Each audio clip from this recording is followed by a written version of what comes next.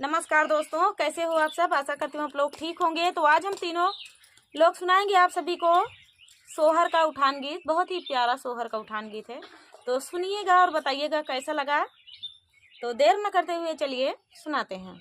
मैया केली मोर घर जी लुटाई दिहा, मैया केली राजा घर जी लुटाई दिहा, मैया केली मोर घर जी लुटाई दिहा, मैया केली राजा घर जी लुटाई दिहा। चेरुआ चढ़न को सासू बोलाई लिहा, चेरुआ चढ़न को सासू बोलाई लिहा, वही नाया माई मोर मम्मी बोलाई लिहा, वही नाया माई मोर मम्मी बोलाई लिहा, मैया केली मोर घर जी लुटाई दिहा, मैया केली राजा घर जी लुटाई दिहा।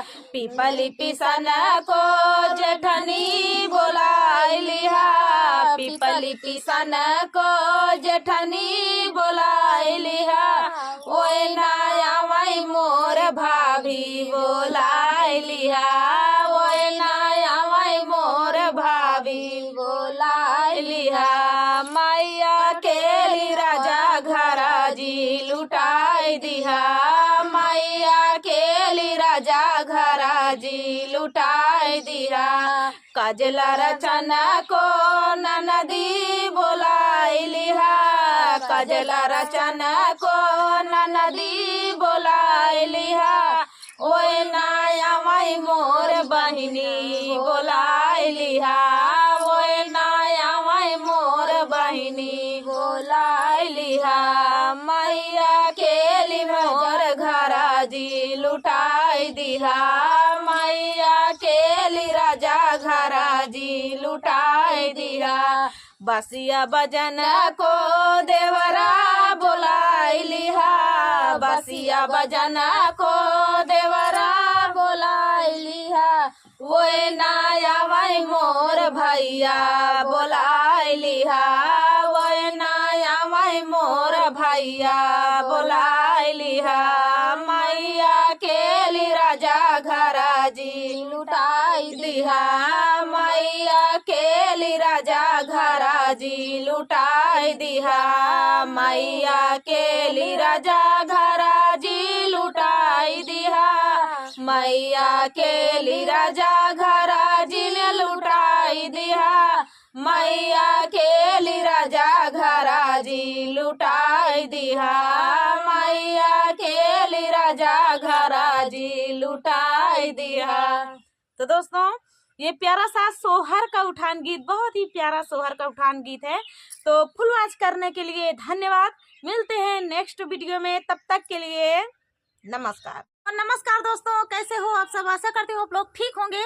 तो आज हम दोनों ननद भाभी आप सभी के लिए लेकर आए हैं कहरवा नाच गीत। तो सुनिएगा और बताइएगा कैसा लगा।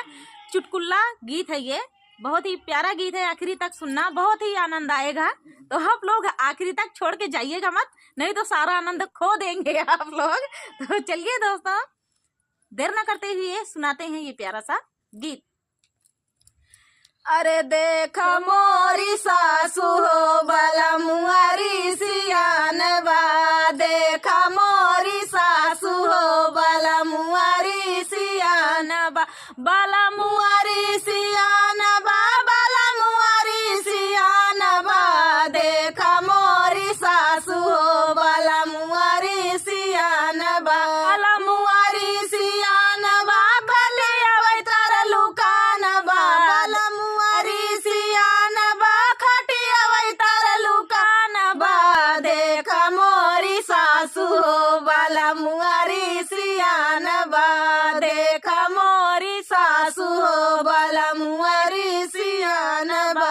सोने की थाली में जेवना बनावले, अरे जेवना बनावले, जेवना न जेवाई खटिया वै तार लुकान बा, देख मोरी सासू हो बला मुआरी सियान बा, देख मोरी सासू हो बलमुआरी सियान बा बलमुआरी सियान बा खटिया वही तरलू कान बा देखा मोरी सासू हो बलमुआरी सियान बा गंगा जमुनवा से जल भरी लाए गंगा जमुनवा से जल भरी लाए गेड़ुआ न घूटे पलंगिए तरलू कान बा देखा मोरी सासू हो बलमुआरी सियान बा गेड़ुआ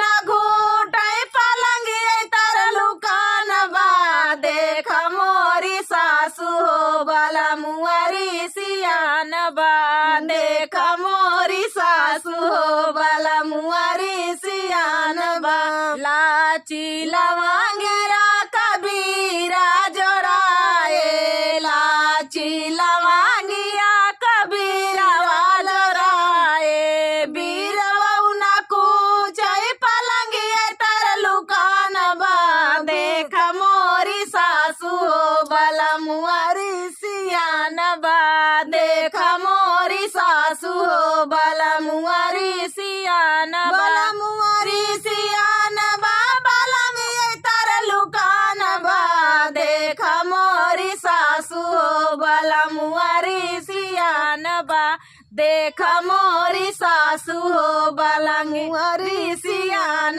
बा फूला मैं बीनी चूनी से जिया लगावले अर से जिया लगावले फूलावा मैं बीनी चूनी से जिया लगावले अर से जिया लगावले से जिया न सूताई बहिनी पर लोभान बा देखा मोरी सासू हो बलमुआरी सियान बा से जिया न सूताई बहिनी पर लोभान बा देखा मोरी सासू हो बलमुआरी सियान बा बलमुआरी सियान बा पलंगिए तरलू कान बा देखा मोरी सासू हो बलमुआरी सियान बा देखा मोरी सासू हो बलमुआरी सियान बा। तो दोस्तों ये प्यारा सा चुटकुला कहारवा नाच गीत आप सभी को कैसा लगा कमेंट में बताना दोस्तों। बहुत ही प्यारा गीत था। फुल वॉच करने के लिए धन्यवाद। तो दोस्तों मिलते हैं नेक्स्ट वीडियो में, इसी तरह मजेदार वीडियो लाते रहेंगे आप सभी के लिए। आप लोग बने रहिए चैनल पे। तो चलिए दोस्तों, तब तक के लिए नमस्कार।